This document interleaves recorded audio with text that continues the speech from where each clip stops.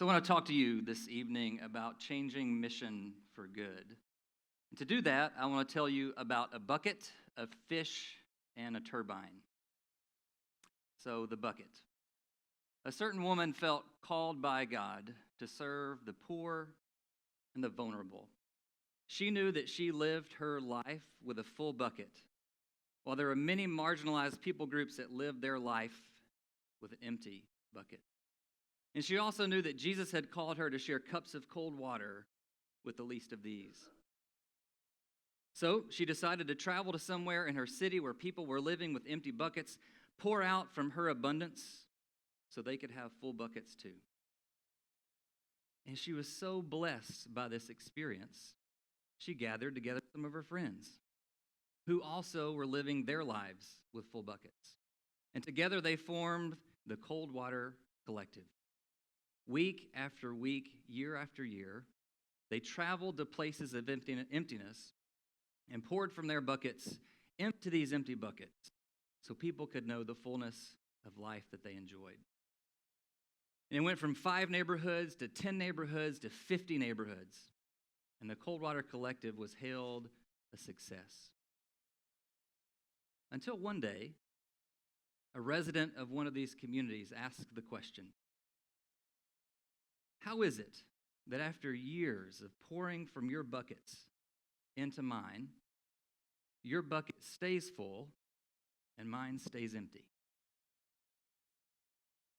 And what this parable says to us is what a lot of researchers and practitioners have been saying, I think, ever more loudly over the last few years.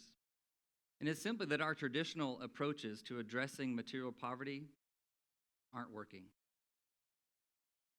And there's a lot of books like TheoEd, or Walking with the Poor, or When Helping Hurts, or founder of our organization, Toxic Charity. Great documentaries like Poverty, Inc. that have got a lot of us stirring and concerned. Well, what are we doing? Are these mission trips working? Are these service projects any good? Like, what about our benevolence budget? Is this accomplishing any good in our community?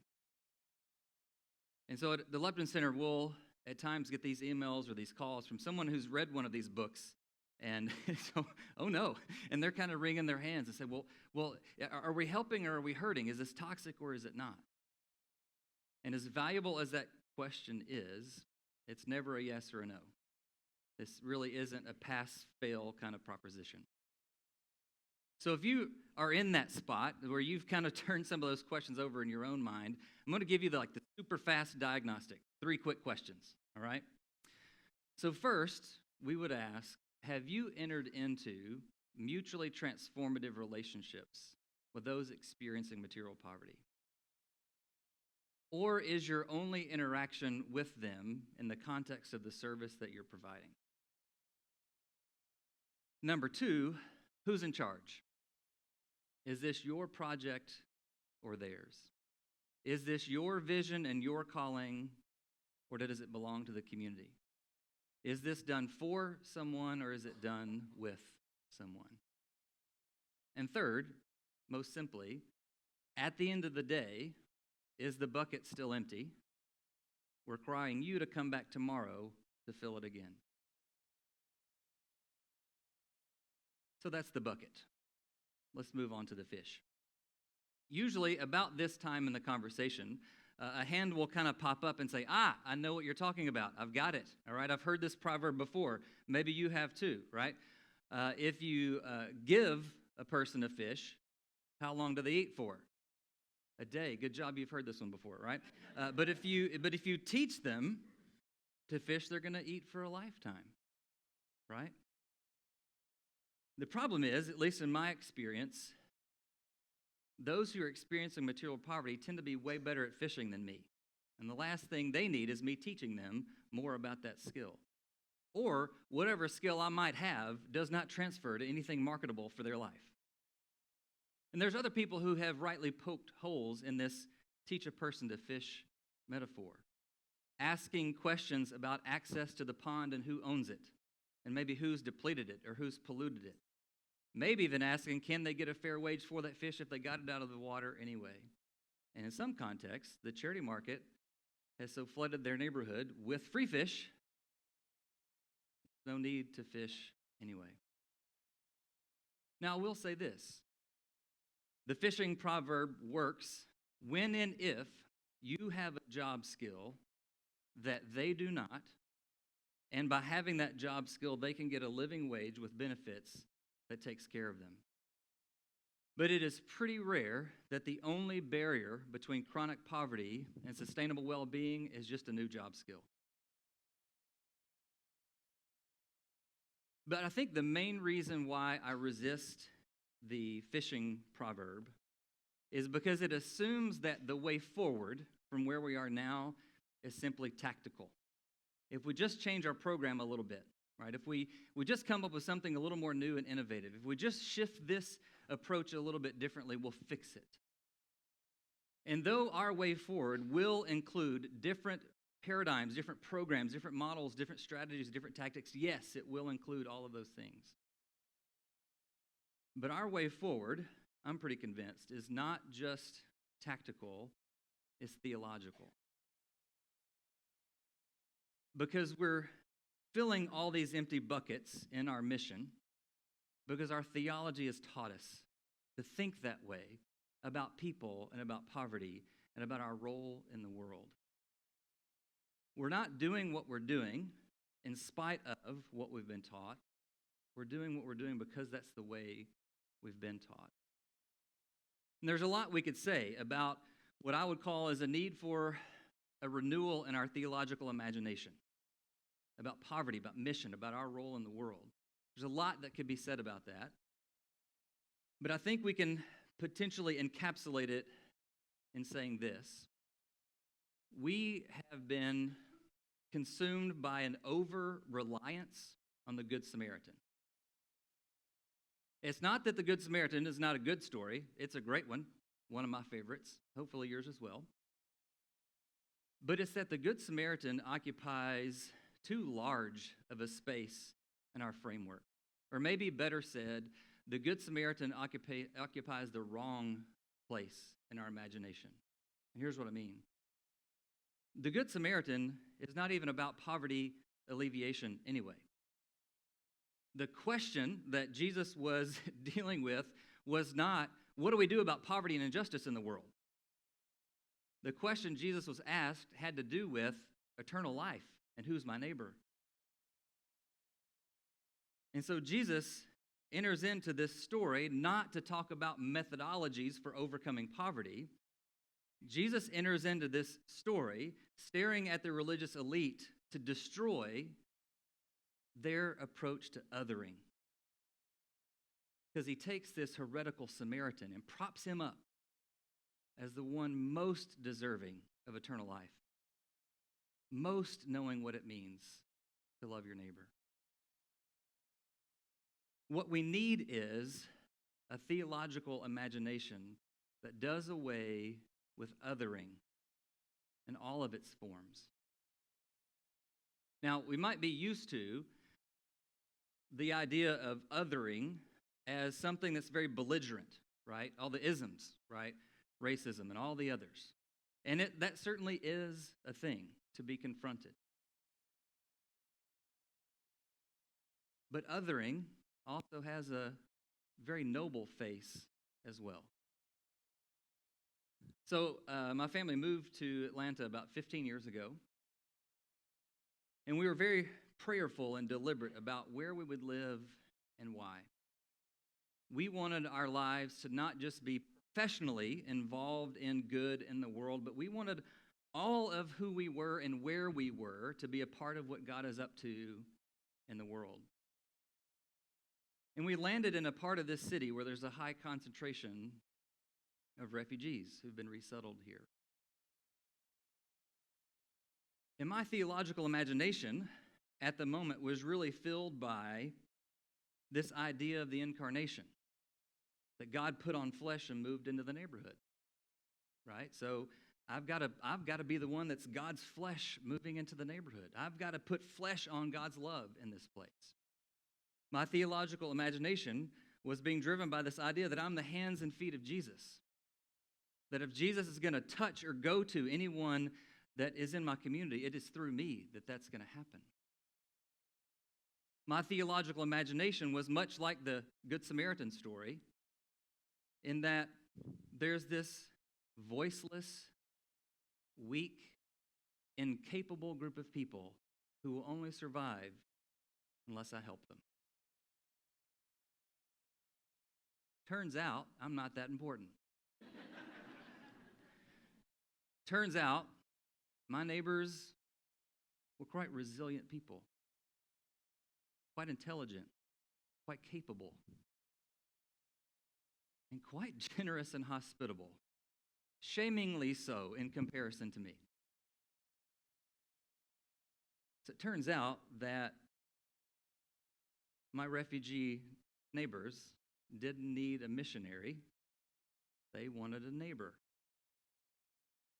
And turns out, I'm not comfortable with that change. Turns out, my theological imagination needed to have that kind of role. And when it came time to be equals, when it came time to be just neighbors, when it came time for your kids to be my kids and my kids your kids, and when it came time to just sit on the floor and share a meal together, it was a lot harder barrier to cross. So we need a theological imagination that is capable of doing away with othering in all its forms. In our work at the Lupton Center, we have a diagnostic tool, an assessment, where we help leaders and their organizations really look deeply at the health and effectiveness of the models they're using to address poverty in their community. And to do this, there are 21 different benchmarks that we consider in that process. And if I were to take kind of the composite of all the leaders and organizations that have gone through that process, there are two that would almost always land towards the bottom. And it's proximity and leadership. And what I mean by proximity is that the geographic and relational lives of those doing the serving and those supposed to benefit from that service are quite separate. And that the only time they tend to meet is in the context of the service itself. That they have their schools, their neighborhoods, their parks, their churches, and we have ours. Now, that doesn't mean that we have the aggressive, racist vision of othering. We have a quite noble one that loves to come together and care well for your needs. Now, I will say that if we are in a circumstance where someone is within an inch of their life and they can't speak and they can't move and they will die unless we intervene, then proximity and leadership don't matter, okay? Just get that body up and get it somewhere to be healed. But in the vast majority of circumstances, we're talking about people and communities that are resilient, that are capable, that have ideas, that have visions, that have assets, that have abilities, that have a future that they desire for themselves and their community. We need, if we're going to change mission for good, we need a renewal of our theological imagination that does away with all forms of othering. So that was the fish. Finally, we'll wrap up with the turbine. When I was doing my research for a dissertation, I really was driven by this question: why does the church engage the world the way that it does?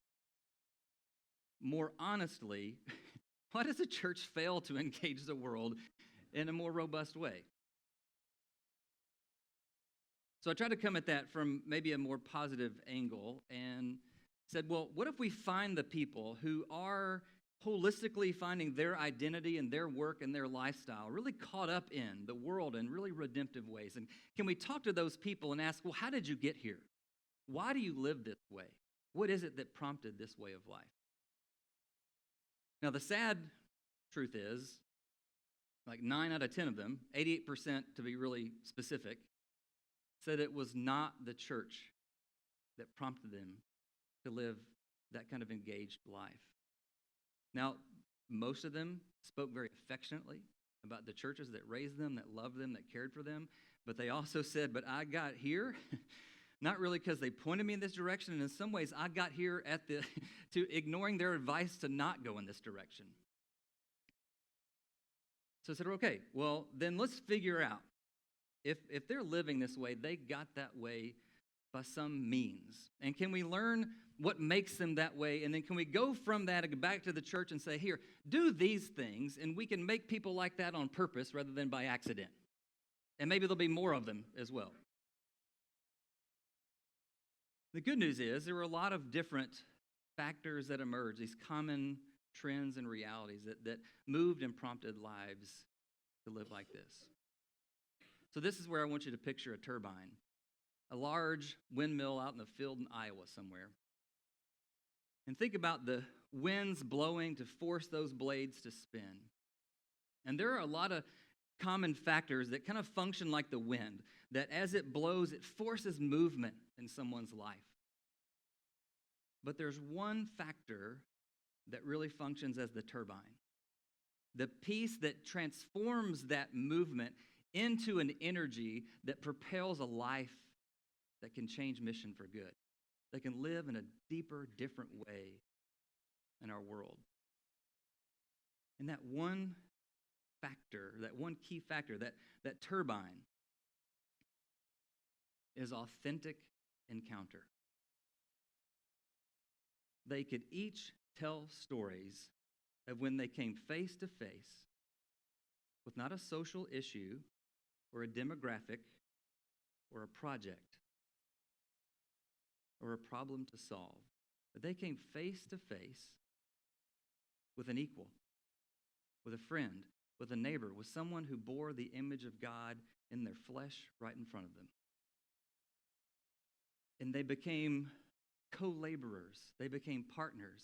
Their voice was now a voice that could be heard and listened to and even followed. And it was this authentic encounter that for these individuals changed mission for good. Mary Jo Letty is a Catholic sister in Toronto, and she helps to lead something called the Romero House. And in the Romero House, they serve as a community of support for and transitional home for refugees being resettled in Canada. And Mary Jo Letty tells a lot of her stories in this book called The Other Face of God. And in the book, she calls us to look at the image of God that we have built and how similar that God looks to us and the people that look like us that we're always spending time with. And Mary Jo Letty summons us out of that into this encounter, this authentic encounter with the stranger, with that refugee brought to us, to see the other face of God, to see this fuller, more in-depth, more nuanced, more three-dimensional image of the God that we call out to. And I stand with Mary Jo Letty and with others who would say the future of the church depends upon our willingness to enter into these authentic encounters, that we must develop what she calls a ceaseless openness to those who are new and unfamiliar.